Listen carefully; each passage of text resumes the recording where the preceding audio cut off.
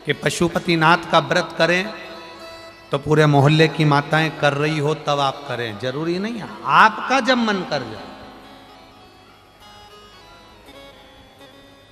एक प्रश्न किसी ने लिखा, उन्होंने कहा कि पशुपति व्रत कौन से महीने में करना चाहिए। तो जिन्होंने लिखा कि पशुपति व्रत कौन से महीने में करना चाहिए, तो हम उनसे पूछेंगे कि मरना कौन से महीने में चाहिए। जब मरने का कोई सीजन नहीं होता, मरने का कोई दिन नहीं होता, मरने का कोई समय नहीं होता, मरने का कोई पल नहीं होता, मरने की कोई घड़ी नहीं होती, तो पशुपति व्रत करने का भी कोई समय नहीं होता। जब तुम्हारा मन करे तब करो। कितने व्रत? 5। कितने दिए? 6। प्रसाद के 3 हिस्से, 2 हिस्से मंदिर में, 1 हिस्सा। हम तो लोगों से कहते हैं आडंबर में पढ़कर व्रत मत करना। कोई ने कह दिया कि उस दिन तो केवल मीठा ही मीठा खाना चाहिए, तो वो महाराज को तो पकड़ के लाओ जिसने कहा।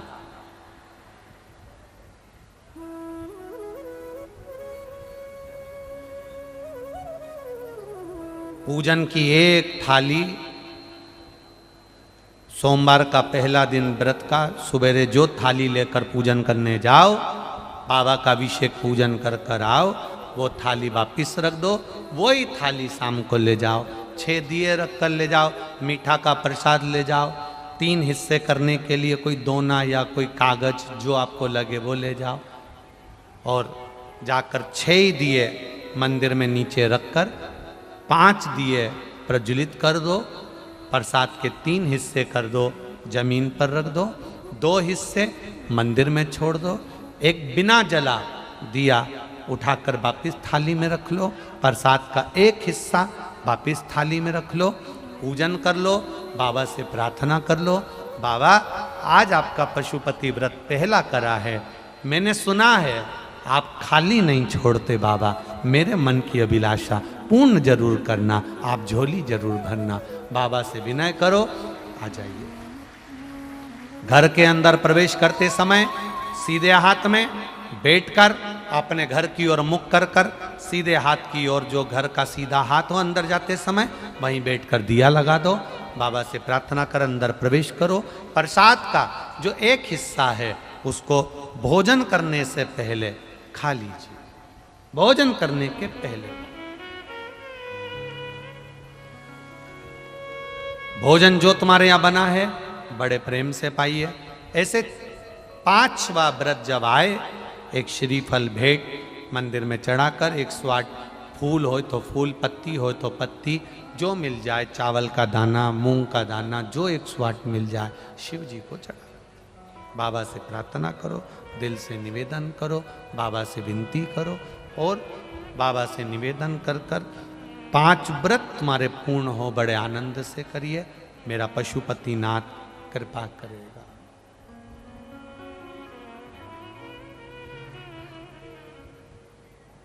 भाव से भजन करो, वो पशुपतिनाथ है। एक एक पशु पक्षी का भी पेट भरने वाला है, एक एक पशु पक्षी का। सहज नहीं है मेरा भोलेनाथ। वो कहते हैं ना, जैसे आप लोग वो जय जगदीश हरे की आरती गाते हो, भक्त जनों के संकट, जम के बोलो जरा, क्षण में, बस उसी तरह है। जय पशुपतिनाथ हरे, स्वामी जय पशुपतिनाथ हरे,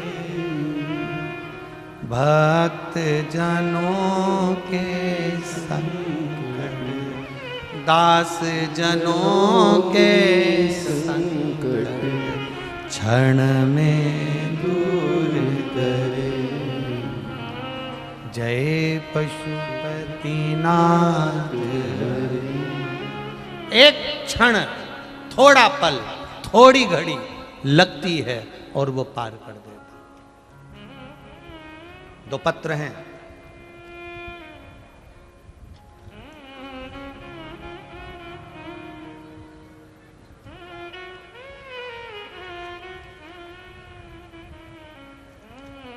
मेरा नाम बबीता साहू है, मेरा मोबाइल नंबर ये है।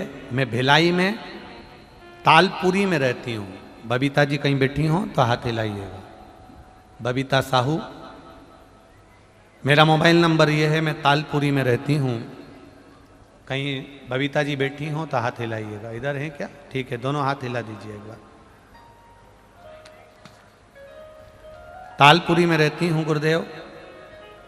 5 साल से बच्चेदानी में गठान थी, बहुत परेशान थे। रायपुर भिलाई के सारे हॉस्पिटलों में दिखा लिया, जांच कराई तो बच्चेदानी में गठान, और डॉक्टर ने कहा था ये गठान आपकी बढ़ चुकी है और वो गठान अंदर से फूट रही है तो इसमें कैंसर है,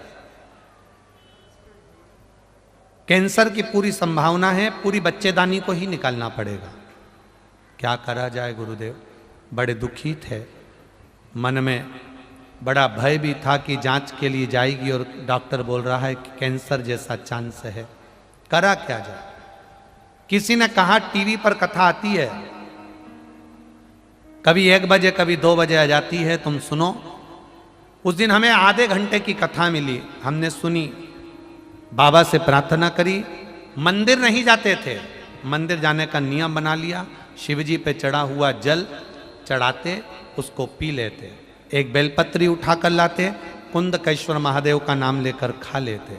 बाबा, हमने बाबा से प्रार्थना करी कि आपकी कथा मिल जाए।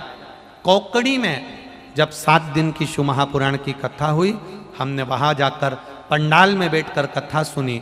तीसरे दिन आकर हमने जांच कराई और बाबा की कृपा से जब गठान की वापिस जांच कराई गई भिलाई के हॉस्पिटल में, तब बच्चेदानी में गठान नहीं थी और कैंसर के चांस समाप्त हो गए, जिसकी रिपोर्ट मैंने फाइल में लगाई है, जिसकी रिपोर्ट मैंने फाइल में लगा दी है। ये शिव तत्व है, ये औघड़ी है। बैठिए बहन, हर हर महादेव, बैठिए। शिव तत्व है। एक पत्र और बड़ा सुंदर है,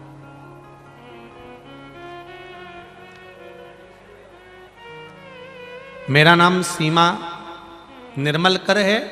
मैं जामुल शिवपुरी भिलाई की रहने वाली हूँ। कहीं बैठी हो सीमा निर्मलकर, कहीं बैठी हो तो हाथ हिलाइएगा। दिख गए क्या? अच्छा, जहाँ बैठे हैं दोनों हाथ एक बार हिला दीजिए। ठीक है, ठीक है। मेरा नाम सीमा निर्मलकर है। मैं जामुल शिवपुरी भिलाई की रहने वाली हूँ गुरुदेव। मेरे जीवन में बहुत दुख आया है। मेरा 13 साल का बेटा कैंसर में चला गया गुरुदेव। मैंने बेटे को खोने के बाद ऐसा लगता था कि जिंदगी में कुछ भी नहीं बचा। मेरे पति और परिवार के सब मुझको छोड़ दिए हैं, छोड़ दिए थे। मेरे गले में 2 गठान हो गई थी, जो कि डॉक्टरों के अनुसार ये भी वही गठान को बताया जा रहा था जो बच्चे को तकलीफ आई थी। गुरुदेव, बड़ी दुखी हुए, कष्ट जीवन का बहुत आया। तब मेरी सहेली ने बताया कि तूने जांच तो करा ली है और गठान भी बता दी है 2-2 बड़ी बड़ी गले में, तू एक काम क्यों नहीं करती, 1 लोटा जल शिव जी को चढ़ाना प्रारंभ क्यों नहीं करती? गुरुदेव, मैंने सहेली का कहना नहीं माना। मैं डॉक्टर को जांच कराने हॉस्पिटल गई। हॉस्पिटल में जब भर्ती हुई तब नर्स ने मुझे कहा, दीदी आप 1 लोटा जल शिव जी को चढ़ाना प्रारंभ करो और एक बेलपत्री खाना चालू करो। मैंने उससे कहा, गले में गठान है, बड़ी दर्द देती है, कैसे खाऊंगी? प्रयास करो दीदी, शिव जी पर जल चढ़ाओ। जब मैंने नर्स को भगवान का स्वरूप समझकर घर आ गई और जल चढ़ाकर पीना प्रारंभ करा, बेलपत्र खाना प्रारंभ करा, आज मेरी गठान गल चुकी है। मैं बाबा को यहां प्रणाम करने आई हूं। ये शिव तत्व है।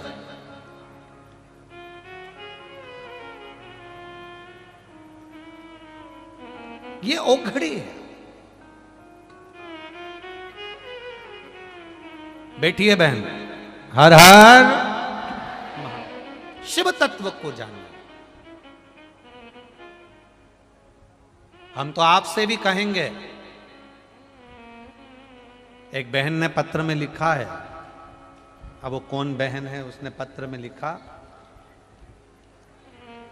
किरण बागा पति रवीन बागा, कहीं बैठी हैं किरण बागा, आप ही हैं, दोनों हाथ हिला दीजिए। पहले तो आपको धन्यवाद दे रहा हूं, आपने बहुत अच्छी लाइन लिखी है। गुरुदेव, पहले मां अपने बच्चों को स्कूल से लेकर आती थी या लेकर जाती थी तो गार्डन घुमा कर लाती थी। आज के जमाने में हमारे छत्तीसगढ़ की बहुएं जब बच्चों को लेकर आती हैं तो शिव मंदिर से घुमा कर लेकर आती हैं। उसके लिए धन्यवाद, बहुत बहुत साधुवाद बहन, बैठिए। हर हर महादेव। शिव तत्व की ओर हम जान।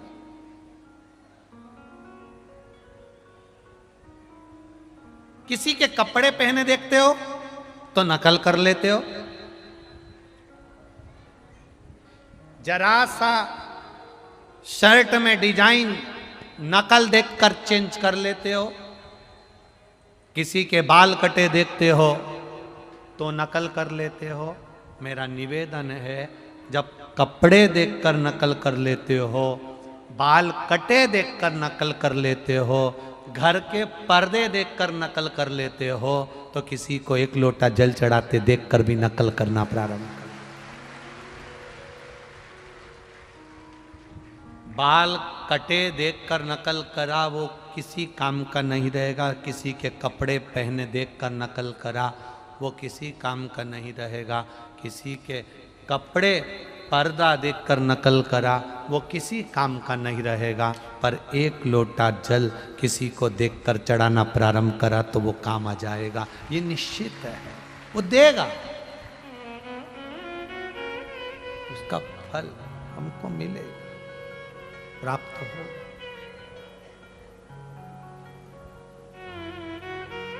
पार्वती मैया शिव जी का आराधना कर रही है। पार्वती मैया शंकर भगवान को जल चढ़ा रही है। पार्वती मैया शिव जी की एकांत में आराधना कर रही है। उनकी सहेलियों ने देखा, सखियों ने देखा, और सखियों ने देखा तो उन्होंने भी शंकर जी की आराधना करना प्रारंभ किया।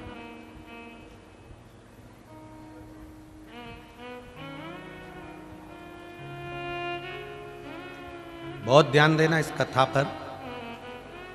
पार्वती जी ने एकांत में शिव जी की आराधना करी तो पार्वती जी को तो शंकर जी मिल गए, पर वो सखियों ने जो एकांत में शिव जी की आराधना करी उनको क्या मिला? जैसे किसी ने पत्र में पूछा था, छोटे से लेटर में, पत्र में, कि पशुपति व्रत कब करना चाहिए। कोई समय नहीं। रामकृष्ण परमहंस जी से स्वामी विवेकानंद जी ने पूछा था कि भगवान का भजन कब करना चाहिए, भगवान का नाम कब लेना चाहिए। रामकृष्ण परमहंस जी ने कह दिया था, मरने के 1 मिनट पहले। तो स्वामी विवेकानंद जी ने कहा, मरेंगे कब, किसको मालूम। तो स्वामी विवेकानंद जी के शब्द सुनकर रामकृष्ण परमहंस जी ने कहा, जब तुम्हें मरने का समय नहीं मालूम कि कब मरोगे तो फिर दिन भर भजन करो, कभी भी मर सकते हो। जब मौका मिले तब भजन करिए।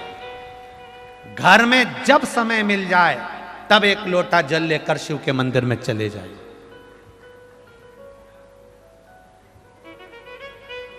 जब तुम्हारा मन कर जाए, जब तुम्हारा चित्त कर जाए, जब तुम्हारी इच्छा कर जाए, तब चले जाओ।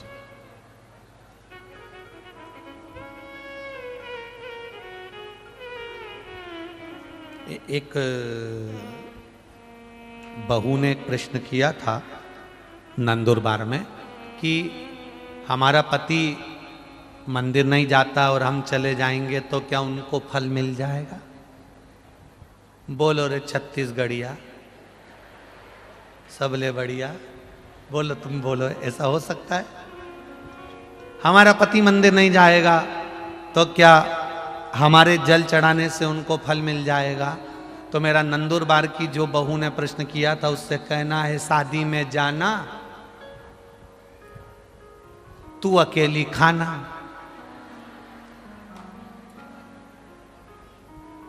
रसगुल्ला तू खाना और उनसे पूछना स्वाद आया।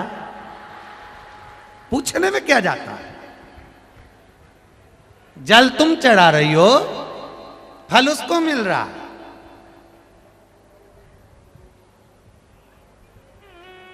कभी पुरानी जो सीहोर में कुबेरेश्वर धाम पर कोरोना महामारी में जो कथाएं हुई थी ना, कभी फुर्सत मिल जाए ना तो एक एक कथा को हेडफोन में लगाकर मोबाइल पर यूट्यूब पर पड़ी होंगी वो, तो आप उसको निकाल कर सुनना। उसमें हमने वर्णन किया है, नारी जल चढ़ाती है, फल कब मिलता है, पति जल चढ़ाता है, फल कब मिलता है, उसका वर्णन हमने किया।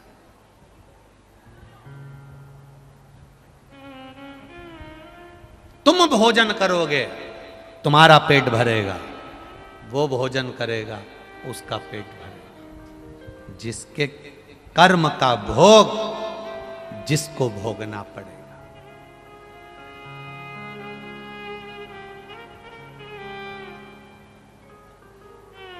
सर्दी तुमको हो रही है और रुमाल तुम अपने पति को दे दो, नाक पोंछ लो, चलेगा? नहीं। तुम्हारे भिलाई में ऐसा होता हो तो बता देना रिजी जी। खांसी तुमको हो रही है और तुम, जैसे अभी हमको खांसी हो रही है, हम तुमसे कह दें हम नहीं खांसेंगे, तुम खांसो, चल जाएगा? नहीं चलेगा। अब छींक अपने को आ रही है और तुम पड़ोसन को छींकते। अब छींक अपने को आ रही है, वो छींकेगा, चल जाएगा? नहीं चलेगा। अपना छींक अपने को छींकना पड़ेगा, अपनी खांसी अपने को खांसना पड़ेगा, अपने कर्म का भोग अपने को भोगना पड़ेगा। इसलिए अपना भजन भी अपने को करना पड़ेगा, कोई दूसरा नहीं।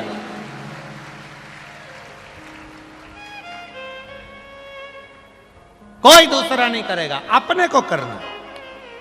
इसलिए अपने पतियों से भी कह देना, अपने परिवार वालों से, बच्चों से, कुटुंब से, कबीले से, सबसे कह दो, घर जाओ, घर से एक लोटा, घर में 4-5 तांबे के लोटे रख लो, छोटे छोटे छोटे छोटे, बच्चों के हाथ में भर कर दे दो, जाओ जल चढ़ा कर आओ। बच्चे भी इतने चतुर हैं, तुम 1-2 बार जल चढ़ाने का बोलोगे फिर कभी नहीं बोलोगे, वो अपने आप चले जाएगा, अपने आप चढ़ा कर आएगा। उसकी चित्त वृत्ति में वो समा जाए अपने आप। अब पार्वती जी ने शिव जी की आराधना करी, पार्वती जी ने शंकर भगवान की आराधना करी, माता पार्वती को शिव जी पति के रूप में मिल गए। पर ये जो सखियां थी पार्वती जी की, जो शंकर जी की आराधना कर रही थी, इनको क्या मिला? जिन्हें देखा, नकल करी।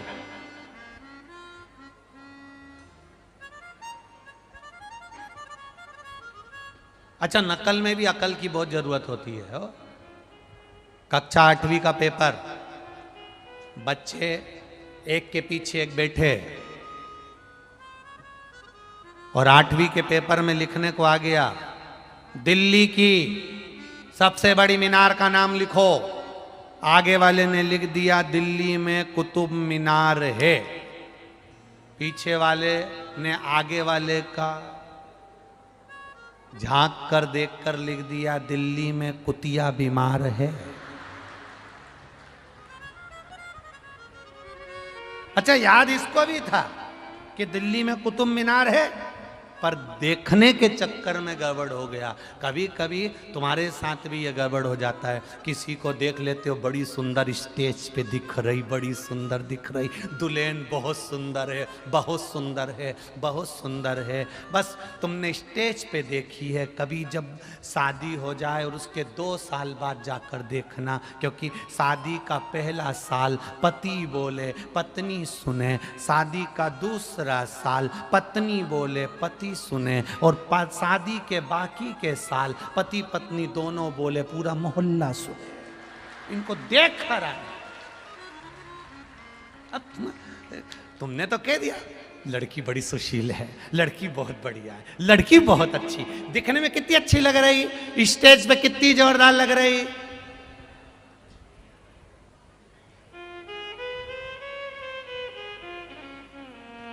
अरे जो स्टेज पे जोरदार लगे इनको एक आध बार बापरो तो रे, एक बार इनसे मिलो तो सरी, फिर जाकर 2 साल बाद पूछना घर की सासू से बहू कैसी है, बस सास उत्ते में कह देगी,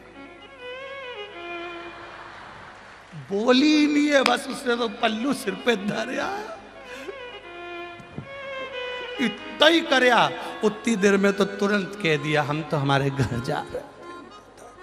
उतने में समझ गए कि तू तो काली रे कल्याणी हो माँ, जित देखूं त जोग माया, ओ तू तो इसी घर में ब्याह के आई मोरी माए, जित देखूं जो। अब समझे तो समझे ना, ये जानामती कवि जो बहुत बहुत विचित्र है महाराज, बहुत विचित्र, बहुत समझने की जरूरत है, बहुत।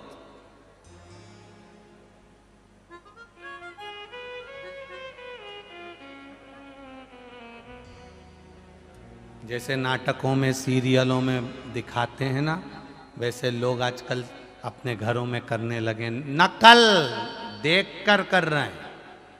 शादी हुई 6 महीने के बाद तलाक, लोगों ने भी वही करना चालू कर दिया, शादी हुई 2 साल के बाद तलाक। ना ना ना, ये हमारा सनातन धर्म नहीं कहता। सनातन धर्म कहता है थोड़ी तकलीफ आएगी जिंदगी में, मना नहीं है, थोड़ा निभाना, थोड़ा संघर्ष करना, और संघर्ष कर लोगे, निभा लोगे तो कुछ मिल जाएगा, आगे बढ़ जाओ, करो मेहनत। पार्वती जी को तो शिव जी मिल गए एकांतेश्वर महादेव का पूजन करने से, पर सखियों को क्या मिला, क्या प्राप्त हुआ उनको? तो कहा एकांतेश्वर, जहां पर पार्वती जी शिव जी का पूजन कर रही थी, वहीं पर बैठकर सखियां शिव जी की आराधना कर रही थी। क्या मिला उनको?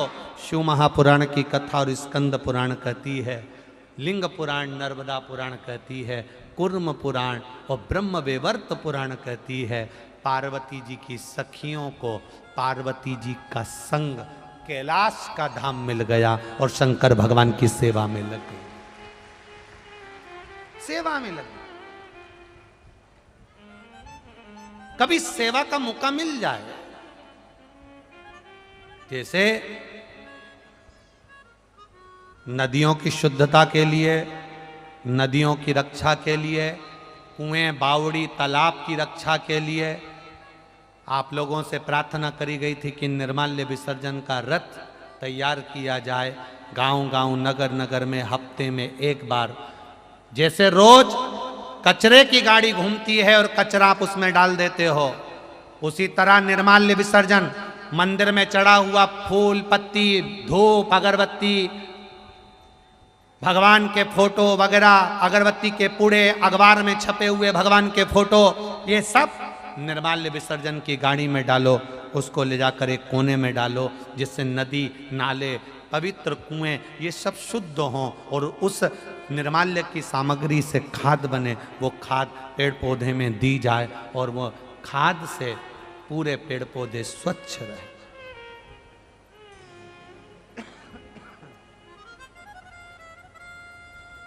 धन्यवाद दूंगा जिन्होंने निर्माल्य की गाड़ियां चलाई हैं। श्री सिद्धेश्वर महादेव महिला मंडल पीतमपुर से एक निर्माल्य की गाड़ी चलाई है, जोरदार ताली बजाएं। शिव शक्ति महिला समिति बिलासपुर से एक निर्माल्य की गाड़ी चलाई है। चार भुजानाथ मंदिर महिला मंडल सांवेर से एक निर्माल्य की गाड़ी चलाई है। जय भोले बाबा समिति मजदूर नगर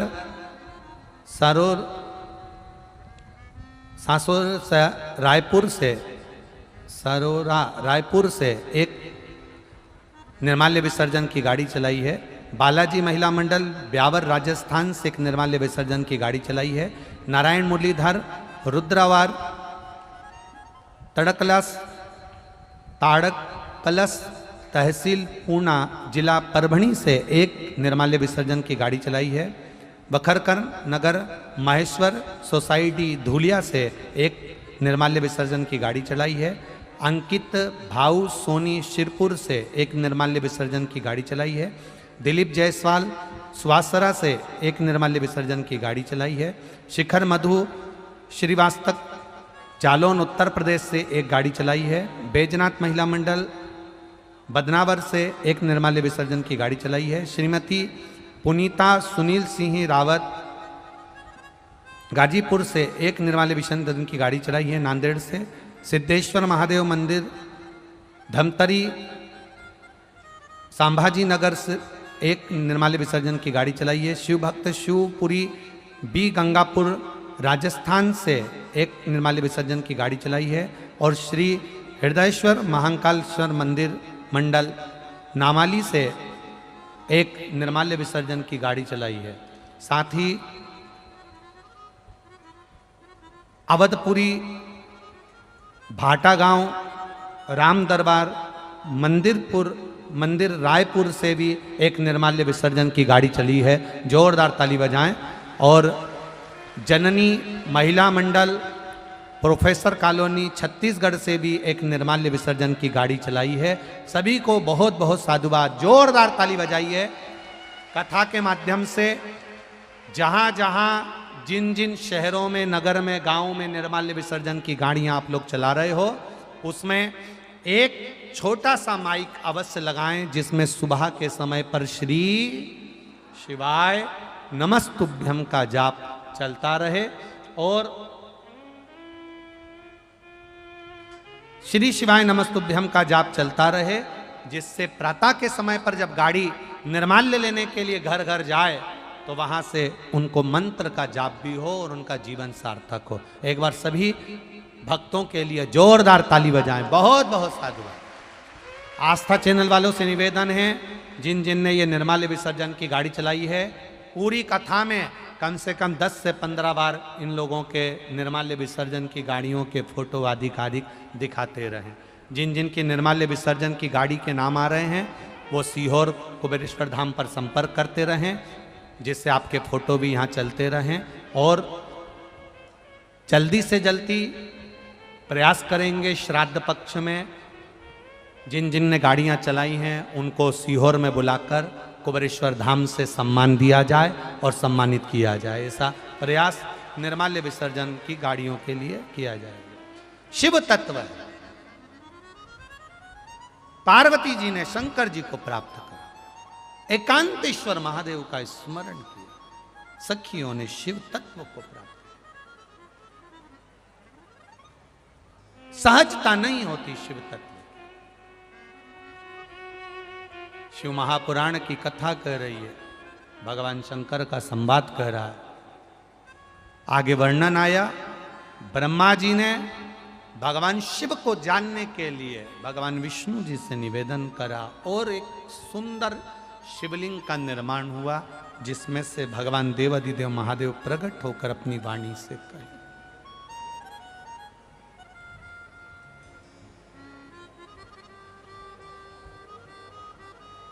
अग्नि का एक खंभ प्रकट हो। फिर निवेदन करेंगे। कभी आपके जीवन में आपको लगे कि बहुत बड़ी बीमारी ने हमको घेर लिया, कोई लीवर, कोई किडनी, कोई कैंसर जैसा रोग हो गया है, डॉक्टर अपना काम करें, आप प्रयास करना किसी एकांत के शिवलिंग पर जाना और एकांत के शिवलिंग पर किसी वृक्ष की 5 पत्तियां तोड़कर भी आप एकांतेश्वर महादेव को चढ़ाकर दिल से कहकर आओगे तो बाबा उसको स्वीकार कर कर रोग से मुक्ति करेंगे। बोले एकांतेश्वर महादेव की दिल से कहा गया, पुकारा गया, वो सुनता। भोलेनाथ दया करना, मैं तेरे भरोसे हूँ। मेरे बाबा दया करना, मैं तेरे भरोसे हूँ। ना घर के भरोसे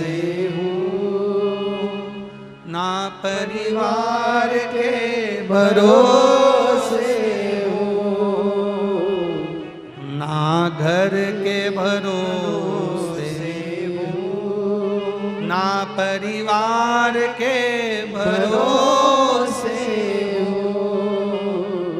मेरे बाबा दया करना,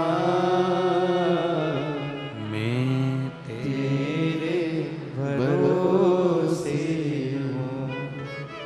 अगली लाइन आप गाओ। ना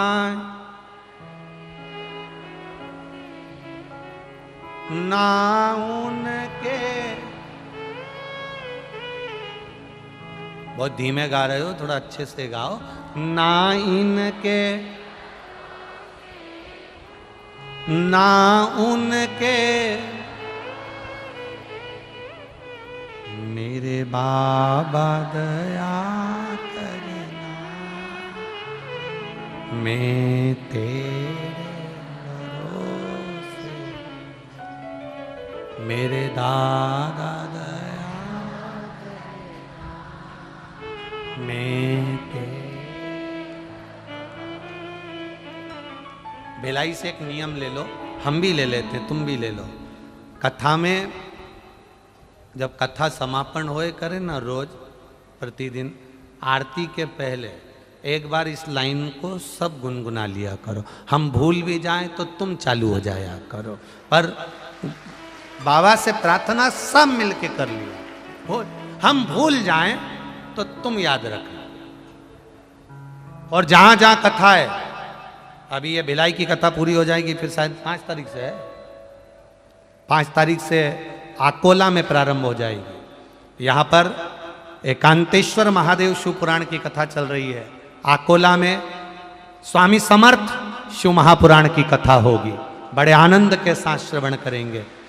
जिन स्वामी समर्थ ने काशी में जाकर भगवान शंकर की आराधना करी थी, जिन स्वामी समर्थ ने केदार में जाकर भगवान शंकर की आराधना करी थी, जिन स्वामी समर्थ ने महाकाल में आकर भगवान शिव की आराधना करी थी, जिन स्वामी समर्थ ने बैजनाथ भीमा शंकर में जाकर भगवान शिव की आराधना करी थी, उन स्वामी समर्थ शिव महापुराण की कथा का स्मरण अपन करेंगे आकोला से।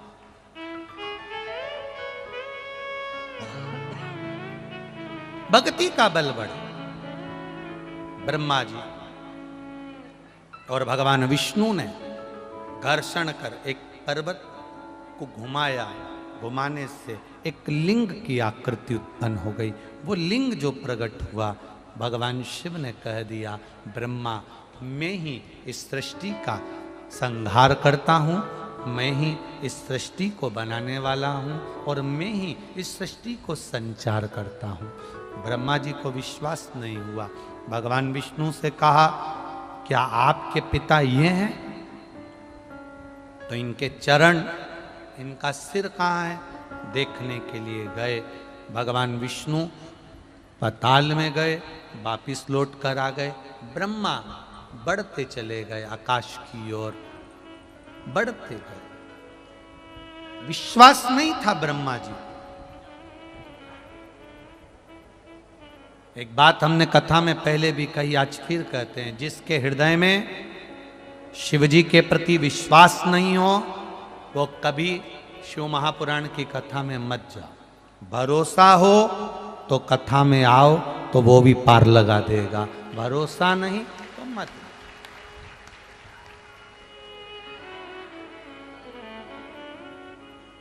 विश्वास हो तो परमात्मा। और गुरु की वाणी परमात्मा की, पर भरोसा पूर्ण होना चाहिए। पैसे का बैग छूट जाए चलेगा, ट्रेन छूट जाए चलेगी, बस छूट जाए चलेगी, घर छूट जाए चलेगा, पर माता पिता और गुरु का चरण नहीं छूटना चाहिए, वो नहीं चलेगा। धन चले गया, माता पिता और गुरु के चरण अगर पकड़ के रखे हो तो धन जितना गया है उससे दुगना मिल जाएगा। घर चले गया, माता पिता गुरु के चरण पकड़ कर रखे हो तो घर भी दुगना मिल जाएगा। गाड़ियाँ चली गई, माता पिता गुरु के चरण पकड़ के रखे हो वो दुगना मिल जाएगा। पर माता पिता और गुरु के चरण चले गए तो कुछ भी हाथ नहीं लग पाएगा, सब बर्बादी का सिरा प्राप्त हो। माता पिता और गुरु एक ऐसी पूंजी है जो जिंदगी संवार देती है। जिंदगी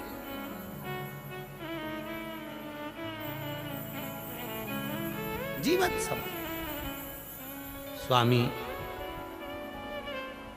विवेकानंद ने जो अपने गुरु को साधा है, गुरु की जो भक्ति करी है, उसी का तो फल स्वामी विवेकानंद जी को मिला।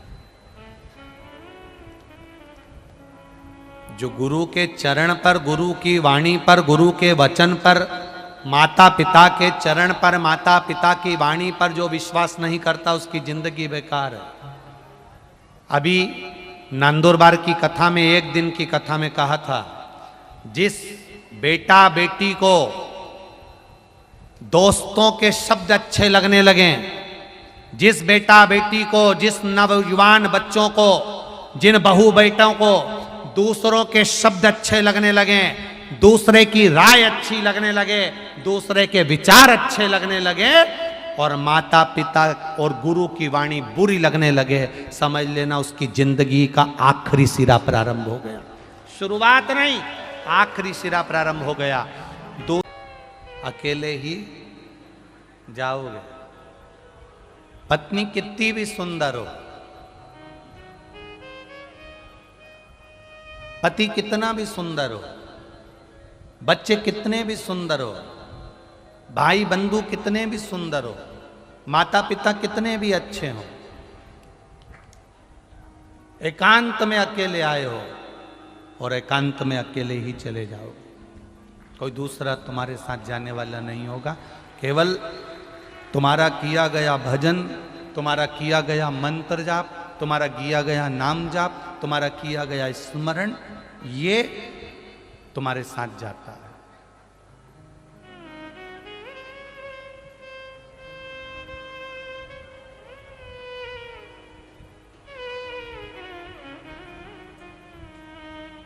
एक लोटा जल शिवजी को चढ़ाने का फल, एक बेलपत्री के वृक्ष को लगाने का फल, एक बेलपत्री के वृक्ष के नीचे से मात्र निकल जाने का फल कोई साधारण नहीं है हमारा। 5 गरुड़ पुराण के अंदर 5 महापाप बताए हैं। श्रीमद् भागवत में 5 महापाप बताए हैं। शिव महापुराण में 5 महापाप बताए हैं। गरुड़ पुराण में 5 महापाप कहे, श्रीमद् भागवत में 5 महापाप कहे, शिव पुराण में 5 महापापों का वर्णन किया है, कुर्म पुराण में, स्कंद पुराण में 5 महापापों का वर्णन किया है। उस 5 महापाप में पहला पाप है बाल हत्या। पहला पाप कौन सा है? जम के बोलो जरा। बाल हत्या। दूसरे नंबर का पाप है पर स्त्री का भोग करना, पर नारी का संग करना, यह महापाप की गिनती में आता है। तीसरे नंबर पर आता है स्वर्ण की चोरी करना,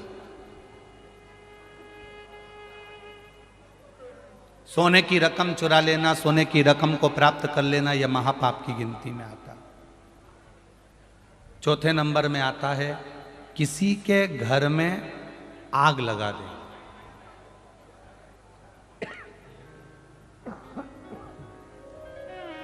किसी के घर में आग लगा देना यह महापाप की गिनती में आता है।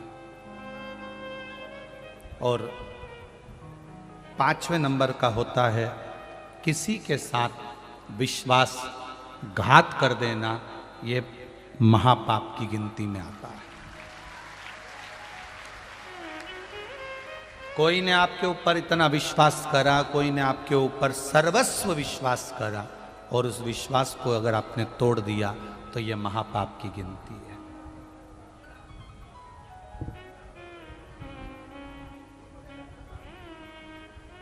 कितना पुण्य।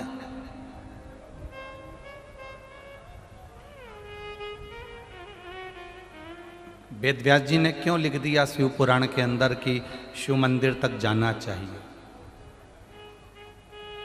और मंदिर नहीं लिखा, शिवालय, जहां शंकर का शिवलिंग हो वहां तक जाना चाहिए।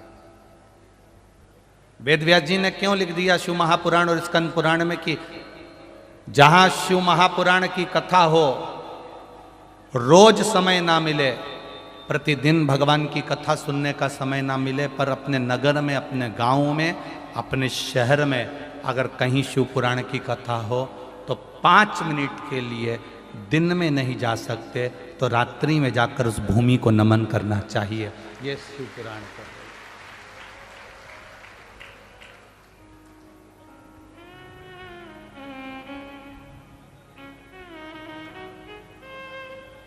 आपको कथा में कहा था हेलीकॉप्टर को नीचे उतारने के लिए हेलीपैड पर एच बना होता है। हेलीकॉप्टर वाला देख लेता है कि एच बना है, हेलीपैड बना है, तो वो हेलीकॉप्टर को वहां उतार लेता है। वेदव्यास जी शिव पुराण में लिखते हैं जितने दिन तक शिव महापुराण की कथा जिस नगर में, जिस गांव में, जिस क्षेत्र में होती है, उतने दिन तक भोलेनाथ जी का हेलीपैड वही भूमि कहलाती है, नंदी वहीं उतरता है।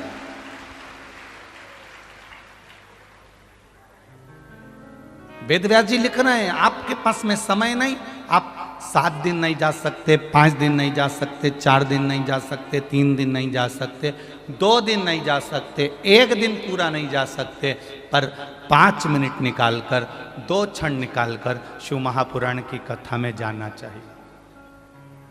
क्या होगा? स्कंद पुराण में वेदव्यास जी लिख रहे हैं, शिव महापुराण में वेदव्यास जी लिख रहे हैं, विद्धेश्वर संहिता में वर्णन कर रहे हैं, जो भूलवश अनजाने में भी शंकर भगवान के शिवालय में पहुंच जाता है, जो अनजाने में भी शिव महापुराण की कथा तक पहुंच जाता है, जो अनजाने में भी बेलपत्री के पेड़ के नीचे से निकल जाता है, जो अनजाने में भी बेलपत्री के पेड़ को लगा देता है, उसको ये 5 पाप कभी नहीं घेरते हैं महाराज। उसको ये 5 महापाप कभी नहीं घेरते, वो पापों से मुक्त हो जाता। कौन कौन से महापाप बताएं? पहले नंबर पर बोलो, जम के बोलो, बाल हत्या। दूसरे नंबर पर है पर स्त्री गमन। तीसरे नंबर पर है स्वर्ण की चोरी। चौथे नंबर पर है किसी के यहाँ आग लगा देना। और 5वें नंबर पर है किसी का विश्वासघात कर जाना। ये 5 महापाप की गिनती में आते हैं।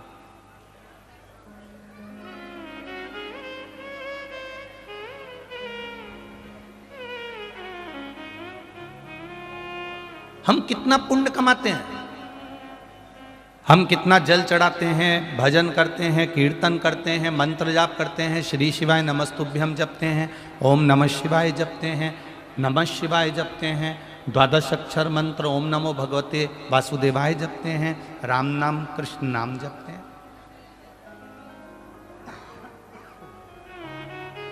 हम प्रतिदिन भगवान का भजन करते हैं और प्रतिदिन भगवान का भजन करते हैं तो हमारा पुण्य बढ़ाते हैं।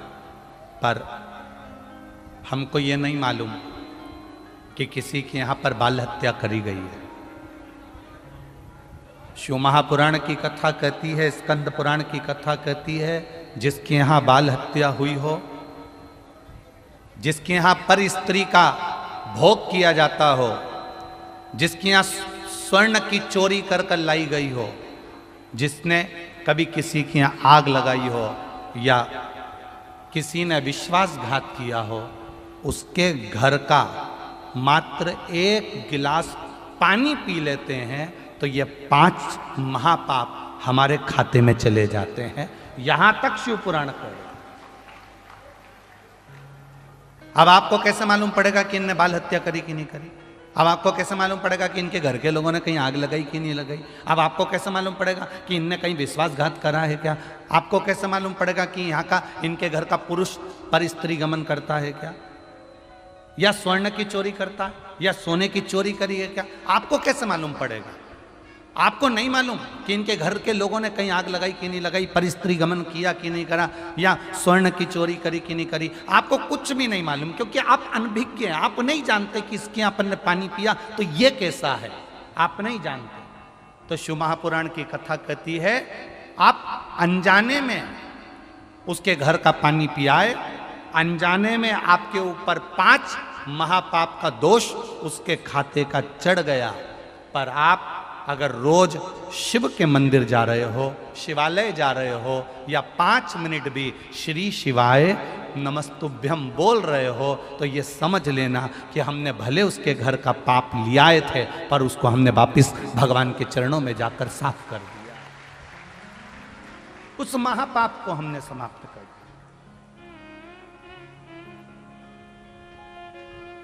मैंने तेरे ही भरोसे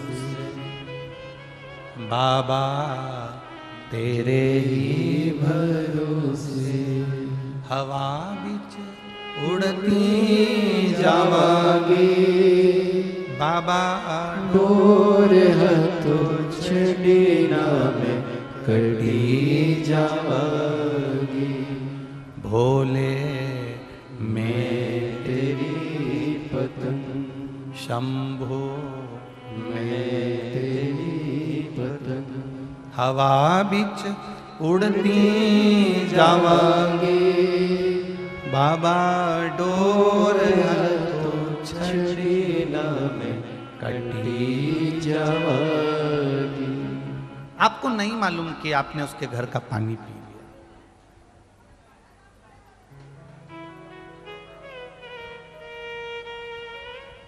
कौन व्यक्ति कैसा है आपको क्या मालूम पड़ेगा? हम छत्तीसगढ़ में आए, आप मध्य प्रदेश में आए, कोई उत्तर प्रदेश गया, कोई बिहार गया, कोई उत्तराखंड गया, कोई दिल्ली गया, कोई महाराष्ट्र गया। उसको क्या मालूम कि कौन व्यक्ति कैसा? उसको मालूम ही नहीं। वो तो भजन में लगा हुआ है, वो तो स्मरण में लगा हुआ है, वो तो भक्ति में लगा हुआ है, भगवत नाम में लगा हुआ है, कीर्तन में लगा हुआ है, मंत्र जाप में लगा हुआ है, नाम जाप में लगा हुआ है। और जब अपनी भक्ति में वो रमा हुआ है, अपने भजन में वो रमा हुआ है, अपने कीर्तन में वो रमा हुआ है, अपने स्मरण में रमा हुआ है, और कोई ऐसा व्यक्ति जो महापापों की गिनती में आया है और उसके हमने जल ग्रहण भी कर लिया, तो हम अगर शिव के द्वार जा रहे हैं, हम भगवान के मंदिर जा रहे हैं, हम शिवालय जा रहे हैं, तो उन महापापों से हमारी मुक्ति हो रही है।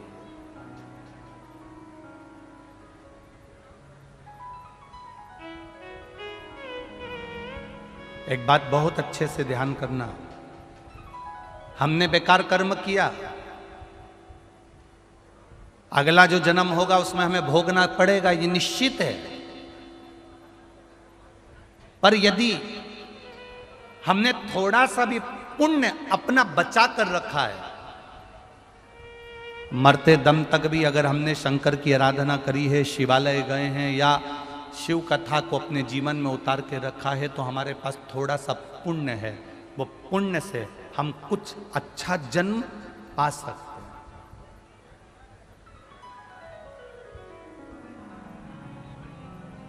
दिन भर दुकान पर बैठे रहे, रविवार आया तो पत्नी और बच्चों को लेकर होटल चले गए। घर की बूढ़ी माँ घर में, घर के बूढ़े पिता घर के अंदर, और तुम अपनी पत्नी और बच्चे को लेकर होटल में चले गए। दिन भर दुकान पर रहे, एक दिन मिला, वो एक दिन काय के लिए मिला कि पत्नी और बच्चों को लेकर किसी शिवालय में जाकर एक लोटा जल चढ़ा लेना, पर आप उसको भूलकर होटल में जाकर बैठ गए। हमने कमाया कमाया कमाया कमाया, पर कभी भगवान की भक्ति में हम एक क्षण नहीं गए, तो अगला जन्म क्या मिलेगा? जिसने अपनी जीवन में कभी भगवत भजन नहीं करा, केवल भोग करा, कमाया कमाया कमाया कमाया और अंत में छोड़कर चला गया। अगला जन्म, जैसे तुम बहुत व्यस्त रहे, बहुत व्यस्त रहे, बहुत व्यस्त रहे, उसी तरह भगवान अगला जन्म हमें बेल का बना देता है। बेल क्या करता है? बैलगाड़ी में लगा रहता है, और बैलगाड़ी में लगा रहेगा, दिन भर काम करेगा, दिन भर घूमता रहेगा, दिन भर हल जोतेगा, दिन भर बखर चलाएगा, दिन भर। पर यदि भगवान ने हमको बेल बनाया भी है, तो परमात्मा से इतना सा कह देना, भगवान हमने कभी जिंदगी में एक क्षण की भी अगर कथा सुनी है तो बेल बनाना मना नहीं, पर हमें बेल नंदी बना देना, हमें वो नंदी बना देना जो हम भगवान के द्वार पर खड़े हों, भगवान की चौखट पर खड़े, वो बनाएगा।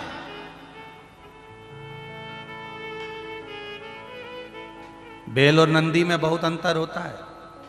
बेल को खेत में काम करना पड़ता है, और नंदी रोड पे से जाओ और एक बड़ा सारा नंदी, बड़ा सारा बेल, बड़ा सारा नंदी अपनी अलमस्त में घूम रहा है और रोड पे बैठा है। तुम्हारी गाड़ी भले 25 लाख की है, तुम 25 लाख की गाड़ी को साइड में से लेकर जाओ, पर वो नहीं हटेगा, क्योंकि वो नंदी है, उसको काम नहीं करना है, उसको खेत में काम नहीं करना है। हमारा थोड़ा सा भी पुण्य हमारे पास अगर बचता है, हमारा थोड़ा सा भी पुण्य हमारे पास में रहता है, तो ये मानकर चलना, भगवान तुम्हें हल में नहीं जोतेगा, कोई नंदी बनाकर अलमस्त की जिंदगी जिया देगा। ये शिव तत्व।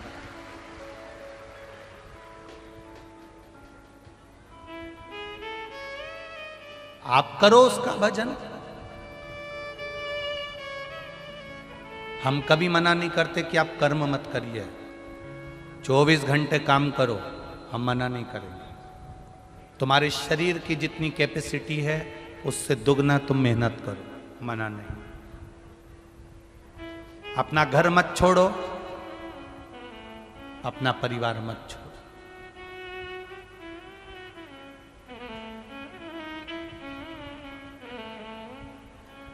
क्यों छोड़े हम?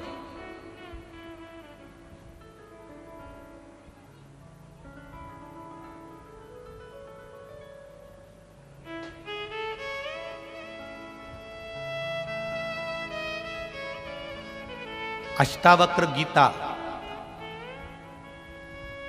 श्रीमद् भगवत गीता और गर्भ गीता। आप में से कितने लोग हैं जिन्होंने श्रीमद् भगवत गीता कभी पढ़ी हो, सुनी हो? आप में से कितने लोग हैं जिन्होंने कभी अष्टावक्र गीता को पढ़ा हो, बाजार से लेकर आए हो और पढ़ा हो अष्टावक्र गीता? पढ़िए। आप में से कितने लोग हैं जिन्होंने कभी गर्भ गीता पढ़ी हो? गीता प्रेस गोरखपुर की अष्टावक्र गीता भी मिलती है, गर्भ गीता भी मिलती है, श्रीमद् भगवत गीता भी मिलती है, पढ़िएगा।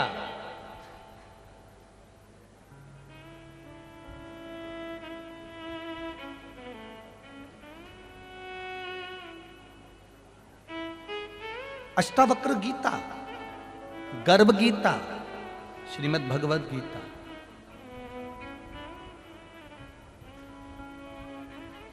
अष्टावक्र गीता में अष्टावक्र जी ने राजा जनक जी को 3 बातों से सब कुछ समझा दिया।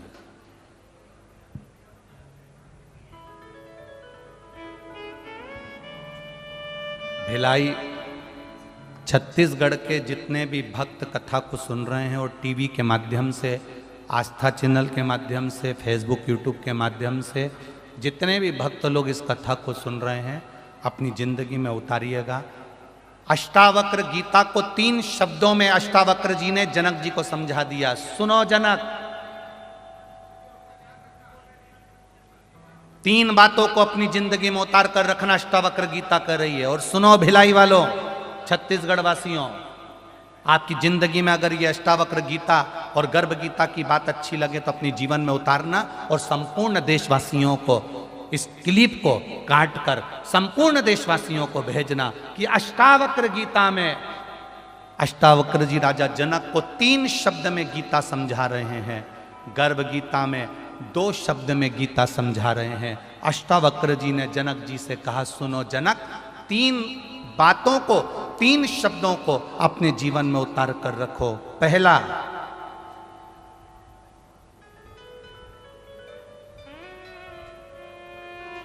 अष्टावक्र जी का इन 3 शब्दों को अपनी जिंदगी में उतारिए। पहला,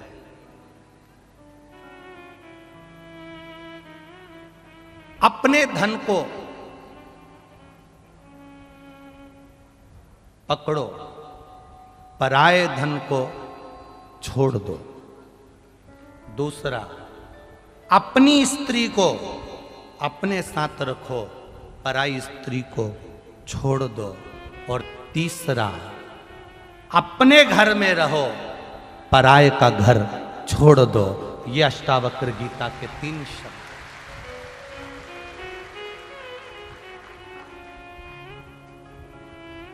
अष्टावक्र गीता के 3 शब्द अष्टावक्र जी ने राजा जनक जी को कहे और गर्भ गीता के 2 शब्द अपनी जिंदगी में उतार कर रखना, पूरी गीता समझ में आ जाएगी। गर्भ गीता के मात्र 2 शब्द हैं जिसको मनुष्य को अपने जीवन में उतारना चाहिए, और वो 2 शब्द हैं अपनी कमाई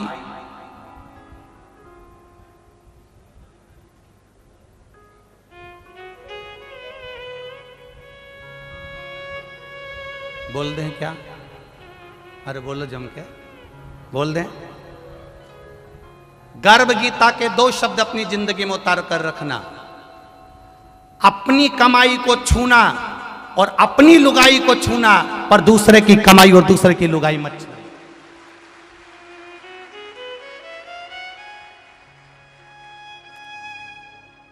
गर्भ गीता के 2 शब्दों का स्मरण करिएगा। अपनी कमाई को हाथ लगाओ, अपनी स्त्री का स्पर्श करो, पर दूसरे की कमाई कितनी है, दूसरे का धन करोड़ों का भी पड़ा हो तो उसका स्पर्श मत करना, और दूसरे की नारी कितनी भी सुंदर हो उसका स्पर्श मत करना। ये गर्भ गीता का।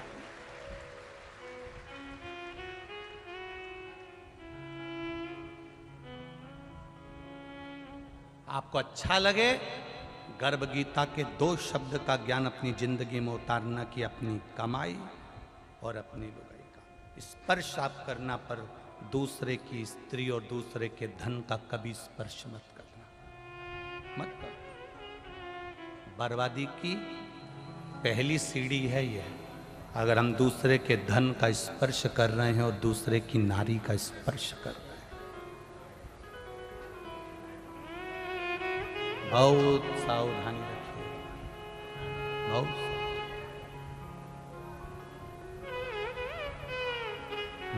मत बुरे कर्म कर बंदे, वरना पछताएगा। भगवान की आंखों से तू बच नहीं पाएगा, तू बच नहीं पाएगा। अरे ओ अज्ञानी मत कर नादानी, तेरे कर्म का फल भी तू ही पाएगा। जैसा किया तूने तेरे आगे आएगा। मत बुरे कर्म कर बंदे वरना पछताएगा। भगवान की आंखों से तू बच नहीं पाएगा, तू बच नहीं पाएगा।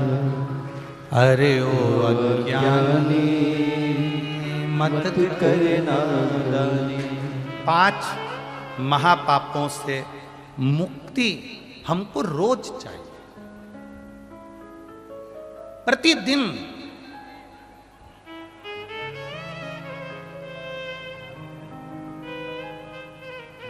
कपड़े में चाय का कॉफी का दाग लग जाए, अभी की अभी धो लो, साफ हो जाएगा। कपड़े में चाय कॉफी का दाग लग गया, 2 घंटे या 3 घंटे बाद धोगे तो वो दाग साफ नहीं होगा। हमने आज पाप किया है तो आज ही शंकर भगवान को 1 लोटा जल चढ़ाकर धो लो, नहीं तो वो दाग पक्का हो जाए। चाय का दाग लग गया, अभी की अभी धो। हमसे झूठ निकल गया, अभी की अभी मुख से श्री शिवाय नमस्तुभ्यम। हमने किसी को धक्का दे दिया, अभी की अभी श्री शिवाय नमस्तुभ्यम। हमने किसी के साथ गलत कर दिया, अभी की अभी श्री शिवाय नमस्तुभ्यम। क्षमा मांग लो, सॉरी कह लो, पांव प्रणाम कर लो, नमन कर लो, दंडवत कर लो। क्या जाता है? गलती हो गई ना, क्षमा मांगने में क्या जाता है? भक्त बनना, भगवान बनने की कोशिश मत करना। आज दुनिया में बड़ा विडंबना चल रही है, जिसे देखो वो अपने आप को भगवान समझ रहा है कि मैं दुनिया का सबसे बड़ा भगवान हूँ, मैं आपका जन्म मरण परण सब कुछ कर सकता हूँ। पर भगवान शिव की कथा कहती है, शंकर भगवान के सिवाय दुनिया में कोई जन्म मरण और परण बताने वाला नहीं है। अगर बताने वाला होता तो यशोदा जी के दरवाजे पर यशोदा जी का हाथ देखकर भगवान शंकर ने कह दिया था कि यशोदा तेरे बच्चे के पीछे काल मंडरा रहा है। राम जी का स्वरूप देखकर कह दिया था राघव जी के जीवन में ये तकलीफ आएगी। ये शिव के सिवा कोई नहीं कर सकता।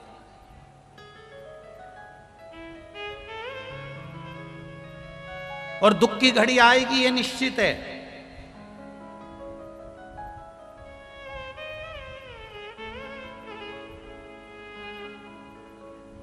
जिसने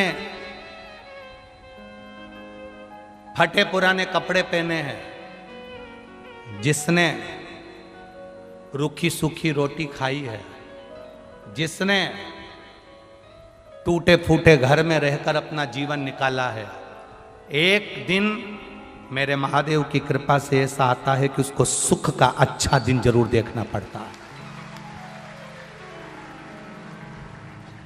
जिसने फटे पुराने कपड़े पहने, जिसने रूखी सूखी रोटी खाई, जिसने बहुत ठोकरें खाई, जिसने पसीना बहाया, जो धूप में चला है, उसको एक ना एक दिन छांव अवश्य मिलती है और वो बड़ा मजबूत होता है।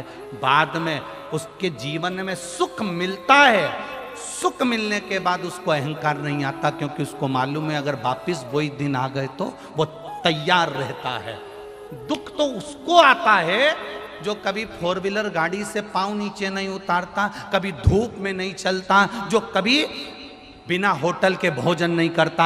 ऐश और आराम की जिंदगी में ब्रांडेड कपड़े पहने हमने पूरी जिंदगी में। जब उसकी जिंदगी में दुख आता है तो उससे झेला नहीं जाता। वो एक ही काम करता है, तो मरी जाऊं तो अच्छा है। पर जिसने दुख झेल कर सुख झेला है, वो मरने की नहीं सोचता, मेहनत करने की सोचता। वो और मेहनत करने की सोचता है। मैंने बहुत दुख देखा, बहुत तकलीफ देखी, बहुत कष्ट देखा। मेरी माँ ने लोगों के कपड़े सिले, मेरी माँ ने ये काम करा, मेरे पिताजी ने ये काम करा। हम स्कूल जाते थे, बहुत मेहनत से जाते थे, कोई गाड़ी नहीं, पैदल चले जाते थे। जिसने शुरू में दुख देखा है, उसके जीवन में एक बार सुख जरूर आएगा। तुम चिंता मत करना, जो ज़्यादा ठोकर खाता है एक दिन उस पत्थर को लोग उठाकर पीपल के पेड़ के नीचे रख देते हैं। जो पत्थर बीच में बार बार ठोकर देता है, जो पत्थर में ज़्यादा ठोकर लगती है, उस पत्थर को उठाकर लोग बड़ के पेड़ के नीचे, पीपल के पेड़ के नीचे रख देते हैं। कोई दूसरा आता है, उस पर सिंदूर पोत कर चले जाता है। कोई तीसरा आता है, उसे अगरबत्ती लगाकर चले जाता है। जिसने ठोकर खाई होती है वो एक न एक दिन मंदिर में पूजा जाता है, ये निश्चित है। अगर दुनिया के लोग ठोकर दे रहे हैं, अपशब्द कर रहे हैं, ताना दे रहे हैं, गाली दे रहे हैं, आड़ा टेढ़ा कर रहे हैं, चिंता मत करना। काय की चिंता करना? अब सौंप दिया इस जीवन का सब भार तुम्हारे हाथों में। अच्छा एक बात पूछें तुमसे, बोलो रे छत्तीसगढ़ वाले, पूछ लें। एक गाड़ी सामने चलती है और एक रिवर्स चलती है, ठीक है? सामने चलने वाली गाड़ी बहुत देर तक हॉर्न बजाती है कि रिवर्स चलने वाली गाड़ी बहुत देर तक हॉर्न बजाती है? बोलो बोलो, जम के बोलो। सामने चलने वाली तो जितनी बटन दबाओगे उतना हॉर्न बजाएगी, पर जो रिवर्स गियर चलता है ना तो पाँव पाँव पाँव पाँव पाँव पाँव पाँव पाँव पाँव पाँव चिल्लाती जाए, चिल्लाती जाए, चिल्लाती जाए, चिल्लाती जाए, और रिवर्स गाड़ी फिर पीछे जाके फिर मुड़कर आगे जाती है। बोलो सही है कि गलत है? अरे बोलो, जम के बोलो, सही है। पहले जब हम लोग स्कूल में पढ़ते थे, और आप भी स्कूल में पढ़ते होगे, तो वहाँ पर हम लोग जब गेम में, खेल में शामिल होते थे तो रस्सी कूद एक खेल होता है। किस किसने देखा है? देखा है आप लोगों ने? रस्सी कूद, 7 फीट की रस्सी बांधी जाती थी और उसको जम के बोलो जरा, कूदना रहता। इसको कहते रस्सी कूद। अब तुम रस्सी के पास में खड़े हो, 7 फीट कूद जाओगे? अरे जम के तो बोलो, नहीं। क्या करना पड़ेगा? रिवर्स गियर लेना पड़ेगा। चले जाओ, चले जाओ, चले जाओ। 200 मीटर की दूरी पर खड़े होगे तो लोग तुमसे पूछेंगे, पागल है, रस्सी तो वहां थी, तू यहां क्या कर रहा है? अरे तुझे नहीं मालूम, रिवर्स लिया है गियर, गाड़ी फिर जब आगे बढ़ेगी तब देखना। वहीं 7 फीट की रस्सी को वहीं पर खड़े होकर कूदोगे तो पार नहीं कर सकते, पर थोड़ा पीछे सरक कर दौड़ कर जब चलोगे 7 फीट क्या 8 फीट कूद सकते हो, ये निश्चित है। आज के समय में, कलिकाल के समय में आप रिवर्स गियर ले रहे हो। कौन सा गियर है तुम्हारा? रिवर्स। आवाज भी आ रही है, पाँव पाँव पाँव पाँव। रिवर्स गियर में बहुत चिल्लाते हैं लोग, ढोंगन है, सियोर वाला महाराज के चक्कर में पड़ गई, पाँव पाँव पाँव पाँव। मंदिर जा रही है जल चढ़ाने, क्या होता है जल चढ़ाने से? क्या होता है रुद्राक्ष पहनने से? क्या होता है समी के पत्ते चढ़ाने से? क्या होता है बेलपत्र चढ़ाने से? पाँव पाँव पाँव पाँव पाँव पाँव। Reverse gear. आज के जमाने में, पढ़े लिखे युग में, आज के पढ़े लिखे जमाने में जहां डॉक्टर इंजीनियर सारी दुनिया के लोग चांद पे चढ़ रहे हैं, पाँव पाँव पाँव पाँव रिवर्स गियर है। दुनिया के लोग बहुत अपशब्द कहेंगे, तुम चिंता मत करना। लोग कहेंगे आज के युग में शंकर जी को भज रहे हो, आज के युग में शंकर जी को जल चढ़ा रहे हो, आज के युग में शिव जी की कथा सुन रहे हो, आज के युग में तुम पागल हो गए जो धूप में खड़े होकर लाखों लोग कथा को सुन रहे हो। पाँव पाँव पाँव पाँव पाँव रिवर्स गियर। उसको नहीं मालूम अभी गियर पीछे का चला है, जब गाड़ी दौड़ेगी तो 7 फीट क्या 8 फीट पार कर कर आगे बढ़ जाए। रिवर्स है। तो तुम कौन से गियर में बैठे हो? जम के बोलो, रिवर्स गियर में। दुनिया के लोग पाँव पाँव करेंगे, घर के लोग भी चिल्लाएंगे पागल हो गई है, काय को कथा में जा रही है? भीड़ पड़ रही है, गर्मी पड़ रही है, पाँव पाँव पाँव पाँव गांव के लोग बहुत करेंगे, बहुत चिल्लाएंगे, तुम चिंता मत करना। जो गाड़ी रिवर्स में चिल्ला चोट इसलिए करती है, पीछे से हट जाओ रे, पीछे से हट जाओ रे, टकरा जाओगे रे, जो हमारे सामने आएगा चूर चूर हो जाएगा। हम सब इकट्ठे भोलेनाथ के पट्टे, बोल बम का नारा है, बाबा एक और रिवर्स गाड़ी बहुत पार उतर गई।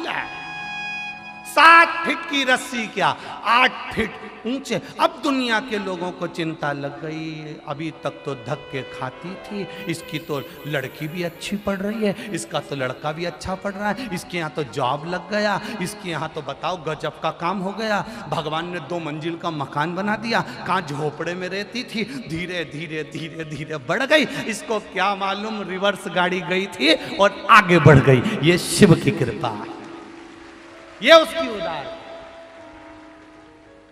खाली न जाता कोई,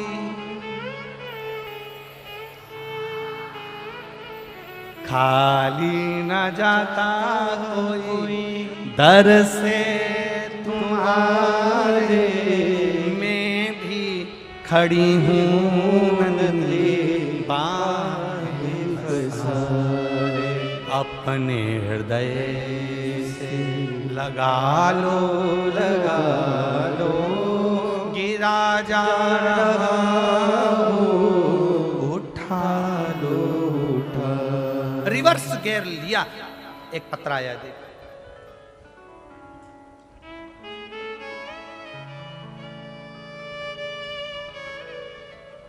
मैं यशवंत यादव, उम्र 24 वर्ष, निवासी कुर्सी पार भिलाई से आया। कहीं बैठे हैं यादव जी तो हाथ हिलाइएगा। मैं यशवंत यादव,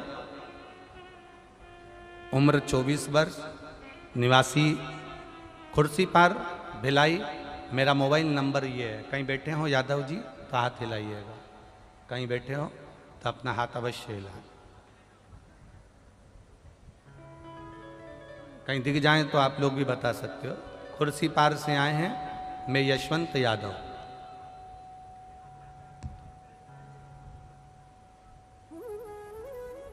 गुरुजी, मुझे पंडाल में सेवा करने का मौका मिला है, मैं सेवा में लगा हूं। मेरी माताजी की तबीयत बहुत ज़्यादा खराब हो गई थी और 23 अप्रैल 2022 को डॉक्टरों ने बताया कि मेरी माँ के पेट में गॉल ब्लैडर के अंदर कैंसर हो गया है और कैंसर पूरा फैल चुका है। रायपुर के श्री नारायण हॉस्पिटल में जब रिपोर्ट आई तो मुंबई में भेजी गई, जिसमें रिपोर्ट आने के बाद डॉक्टर ने बताया कि मेरी माताजी के कैंसर 4th स्टेज का हो गया है। ग्राइविडर के अंतर्गत 4था स्टेज कैंसर का है। माँ बच नहीं सकती, बहुत कैंसर पूरे शरीर में फैल गया। डॉक्टर ने कहा था ये मात्र 6 से 7 महीने जीवित रहेंगे, उसके पश्चात आपकी माता नहीं रह पाएंगे। मैं बहुत परेशान था गुरुदेव। तब लोगों ने कहा कि आस्था चैनल पर आने वाले कथा को सुनो। मैंने आपकी कथा श्रवण करना प्रारंभ करी और पशुपति व्रत करना प्रारंभ किया। महादेव जी के शिवलिंग पर जल चढ़ाता, उस जल को अपनी माता को ला कर देता। बेलपत्र चढ़ा हुआ मेरी माँ को खिलाता। डॉक्टर ने तो कह दिया था 6-7 महीने तक रहेंगे और कैंसर 4th स्टेज का है। 3 महीने शिवजी पे चढ़ा हुआ जल और बेलपत्र देना चालू करा। वापिस मेरी माता को लेकर सीटी स्कैन कराने के लिए लेकर गए और जब सीटी स्कैन कराने के लिए लेकर गए तो रायपुर के एक प्रसिद्ध हॉस्पिटल में जब हमने उनकी जांच कराई, बाबा की कृपा देखिए गुरुदेव कि उस सीटी स्कैन कराने के बाद में वो सीटी स्कैन हमने मुंबई भेजी और बाबा की कृपा से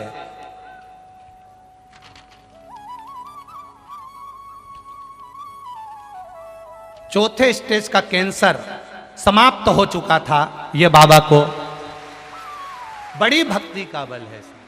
ये कैंसर था और कैंसर जब समाप्त हुआ, उस दोनों की रिपोर्ट मैंने इस फाइल में लगाई है, डॉक्टरों की, जो इस फाइल के अंतर्गत लगी हुई है। चौथे स्टेज का कैंसर, इन्होंने एक बात बहुत अच्छी लिखी है,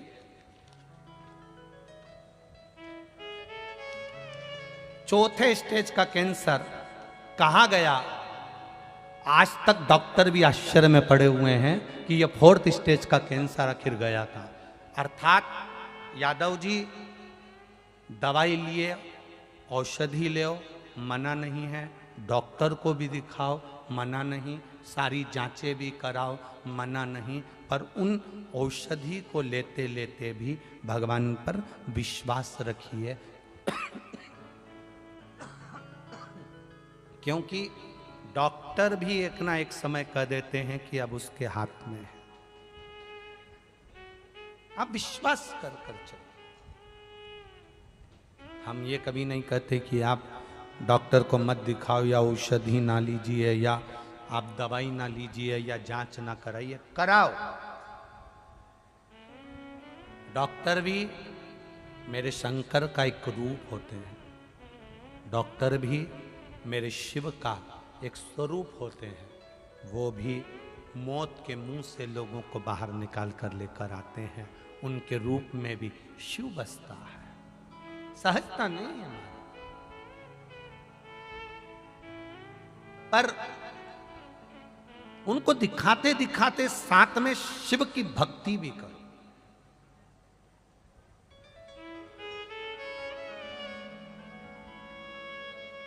भगवान शंकर का भजन भी करो, शिव स्मरण भी करो।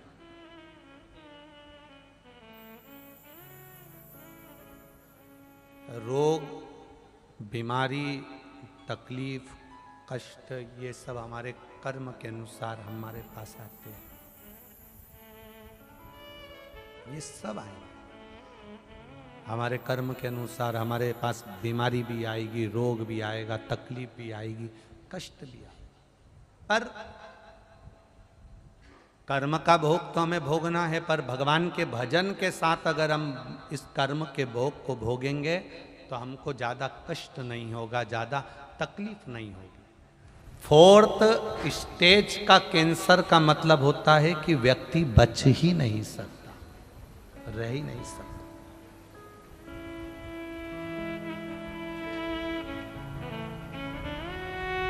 कई लोगों को लगता होगा सीहोर वाले गुरुजी इतने सारे पत्र पढ़ते हैं, रखते हैं। हम उनसे निवेदन करेंगे, इन पत्रों में इनका एड्रेस और मोबाइल नंबर सब कुछ रहता है। हम तो आपके शहर में आना तो होता नहीं है, और विठलेश सेवा समिति का कोई सदस्य कभी किसी गांव में, किसी नगर में, किसी शहर में जाकर कोई चंदा नहीं मांगता, कोई रसीद नहीं काटता, ना तुमसे कुछ लेने के लिए आता। हम किसी को नहीं जानते, वो तो ये आपके पत्र होनाते हैं तो पढ़ लेते हैं, और पढ़ लेते हैं इसलिए आप तक पहुंचा देते हैं कि आप चाहें तो इनके पास जाकर संपर्क कर सकते।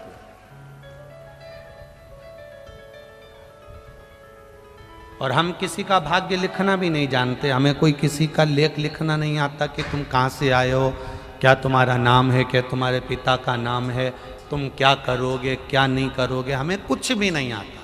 हम तो केवल इतना जानते हैं, सारी समस्या का हल, इससे ज़्यादा हम कुछ भी नहीं जानते। अंधविश्वास, ढोंग, प्रपंच, छल, कपट, बेईमानी, इन सब से दूर हटकर आप अपने महादेव को कुछ मत दो, केवल एक लोटा जल चढ़ाने का नियम बना लो। जब आप एक नियम बना लोगे शंकर जी के मंदिर जाने का, तो महादेव भी नियम बना लेंगे तुम्हारे दुख मिटाने का, ये निश्चित है। अब जाओ उसकी शरणागति।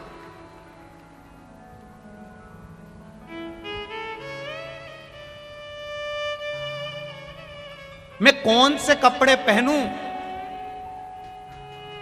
जो घर के लोगों को अच्छा लगूं, ये हमारी सोच होती है।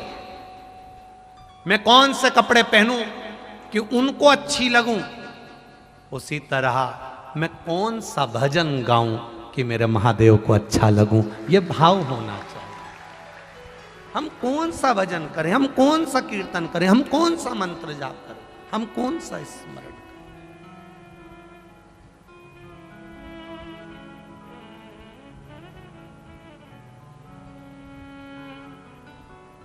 एक बात कहना चाहेंगे, छत्तीसगढ़ की भूमि पर, छत्तीसगढ़ में जितने भी लोग निवास करते हैं, जो ओरिजिनल छत्तीसगढ़िया हैं, वो कभी किसी के साथ छल और कपट नहीं करते हैं, कभी नहीं करेंगे।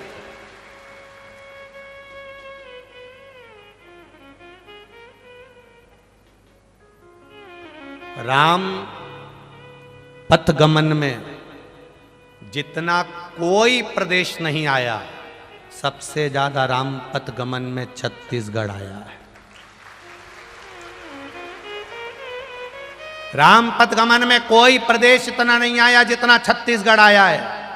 मेरे राम छत्तीसगढ़ की धरा से 2-2 कदम चलकर बढ़ते गए हैं। मेरे राम के लिए पलक पाउड़े छत्तीसगढ़ के आदिवासियों ने, वन में निवास करने वाले निवासियों ने कहीं ना कहीं, किसी ना किसी रूप में छत्तीसगढ़ के उन भक्तों ने मेरे राम की सेवा करी है, निष्कपट भाव से, निश्चल भाव से। कोई कपट नहीं, कोई छल, कोई छल।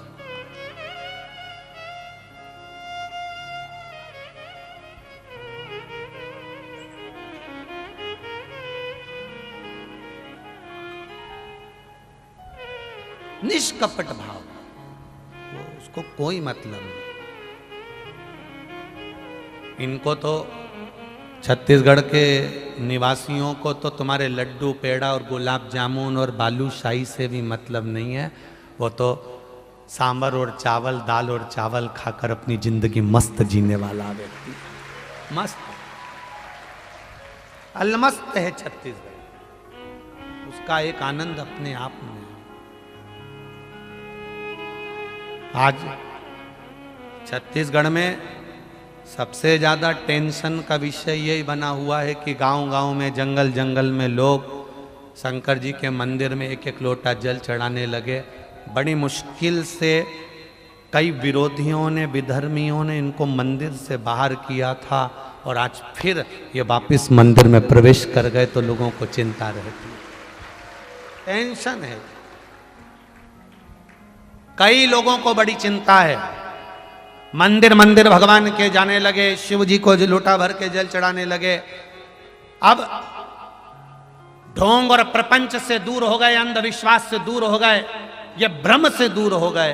अब इनके मन में आ गया कि केवल एक है, ब्रह्मा जी को भी देने वाला, भगवान विष्णु को देने वाले, राम जी को देने वाले, कृष्ण को देने वाले, संपूर्ण देवी देवताओं को अगर कोई देने वाला है तो वो केवल एक है, देव अधिदेव महादेव है।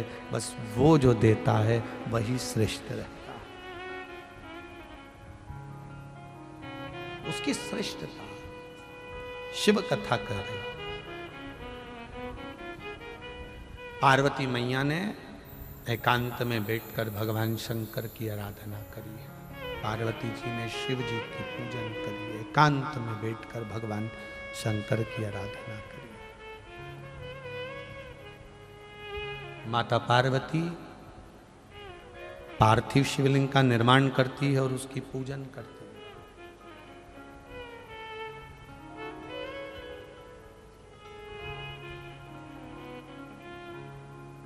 मेरी जीजियों और कथा पंडाल में बैठे मेरे जीजाओं, एक निवेदन आपसे करना चाहूंगा। ज्यादा आपसे कुछ नहीं बनेना। हम कभी नहीं कहेंगे कि आप बहुत घंटों तक भगवान के मंदिर में बैठो या भगवान की पूजन करो घंटों तक बैठकर, हम कभी नहीं कहेंगे। आप तो एक क्षण के लिए भी भगवान के सामने जाओ तो निर्मल मन से जाना, निर्मल मन से। एक पुल बनाने के लिए सरकार पूरा बजट देती है कि ये वाला पुल बना लेना, उसके लिए इतना बजट है। भगवान भी जब मनुष्य का जन्म देता है, मानव का शरीर देता है, तो पूरा बजट देता है। भगवान भी इस मनुष्य को ऐसे ही नहीं भेज देता है, पूरा बजट देकर भेजता है, पूरा बजट। नीचे जाना, राम नाम, कृष्ण नाम, शिव नाम गाना, भगवान का भजन करना, कीर्तन करना, कथा सुनना, स्मरण करना, भगवान की अविरल भक्ति में डूबना और इस पुल को सही बनाकर पार उतर जाना। ये मानव का जो शरीर है ये पुल का काम करता है इस आत्मा को पार उतारने के लिए। जिससे सरकार ने बजट दिया, ये पुल अच्छा बनना चाहिए, बढ़िया बनना चाहिए, करोड़ों का बजट आया, पुल बना, पर पुल इतना नीचे बना कि पानी में डूब गया। किसी ने पूछ लिया ऑफिसर ने, क्यों पुल इतना नीचे क्यों बनाया, पानी में डूब गया? साहब पैसा नहीं था। पैसा नहीं था? बजट कितना आया था? साहब बजट इतना आया था। तो पैसा गया कहाँ? अर्थात परमात्मा ने भी शरीर दिया है भगवान का भजन करने के लिए। 21,600 श्वास प्रतिदिन इस शरीर से निकलती है, पूरा बजट दिया है परमात्मा ने, पर हमने इस शरीर की 21,600 श्वास को सही से लगाया नहीं और मालूम पड़े वो शरीर आखिरी में डूब गया, समाप्त हो गया, संसार सागर में विलीन हो गया। दिया उसने 21,600 श्वास परमात्मा ने दी भगवत भजन करने के लिए। 3.5 करोड़ रोम छिद्र दिए भगवान का भजन करने के लिए, नेत्र दिए दर्शन करने के लिए, श्रवण दिया सुनने के लिए, मुख दिया भजन करने के लिए।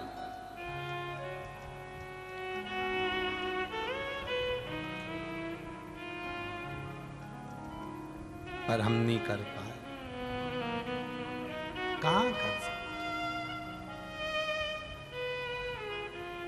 ना राम नाम लीनो तूने भरी जवानी में, तो डूब के मर जा रे चुल्लू भर पानी में। इतना सुंदर शरीर दिया था, इतना अच्छा शरीर दिया था, उसको हमने भगवान की भक्ति में नहीं लगाया।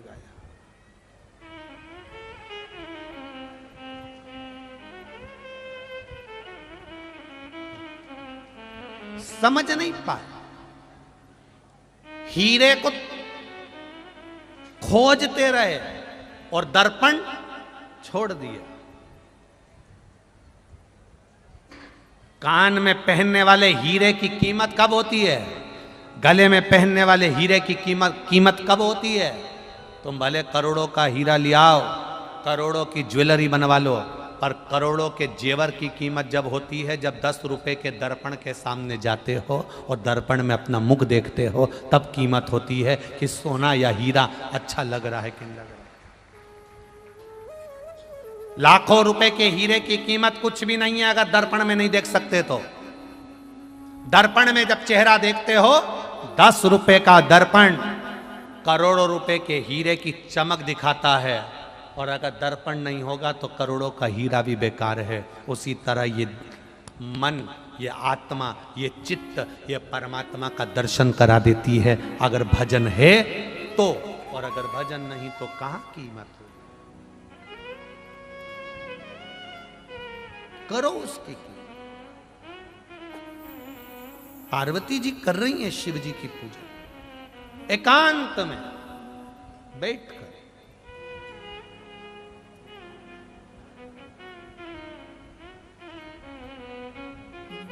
क्या दिया एकांतेश्वर महादेव ने?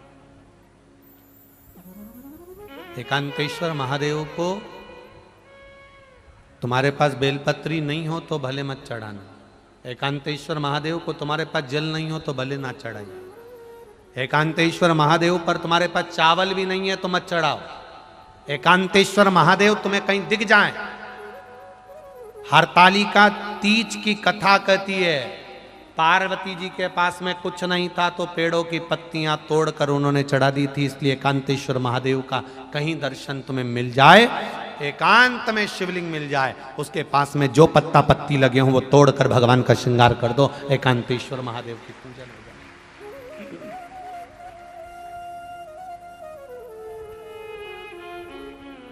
हरतालिका तीज का व्रत आप लोग करते हैं तो आपको मालूम होगा, सब तरह की पत्ती तोड़कर शिव जी को चढ़ा दो, सब स्वीकार। कई लोग कहते भी हैं ये आंकड़े का फूल,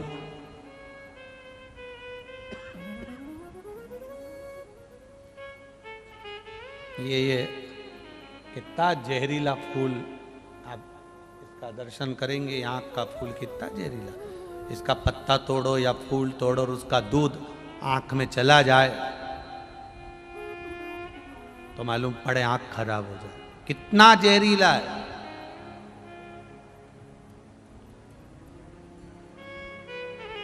कनेर कितना जहरीला है,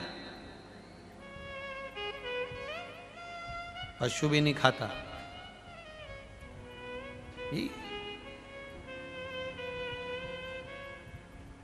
किसी देवता को नहीं चढ़े, केवल शंकर जी को चढ़े। धतूरा किसी देवता को नहीं चढ़े, केवल शंकर जी को चढ़े।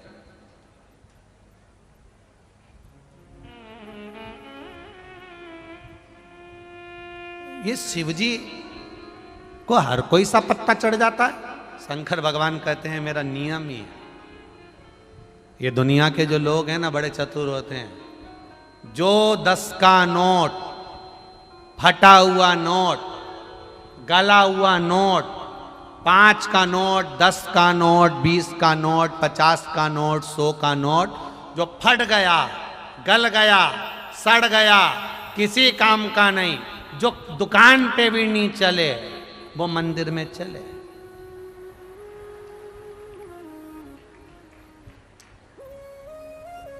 वो आरती में चले। बोलो चले कि नहीं चले? कौन देख रिया? बस आरती में लिया, 10 का नोट चढ़ा दिया। जो दुकान पे नहीं चले, पानी की बोतल में नहीं चढ़े, गुटखा में नहीं चले, वो शिव पुराण में चले। क्यों? क्योंकि चढ़ाने वाले को भी मालूम है कहीं नहीं चलेगा, केवल शिव पुराण में चलेगा। उसी तरह भगवान को भी मालूम है इसको कोई नहीं तारेगा, महादेव ही तारेगा। ये शिव को भी जो कहीं नहीं चल सकता वो मेरे पास चल सकता। बोल बम का नारा है, बाबा एक सहारा। जो कहीं ना चले वो यहां चले और कहीं नहीं चल सकता।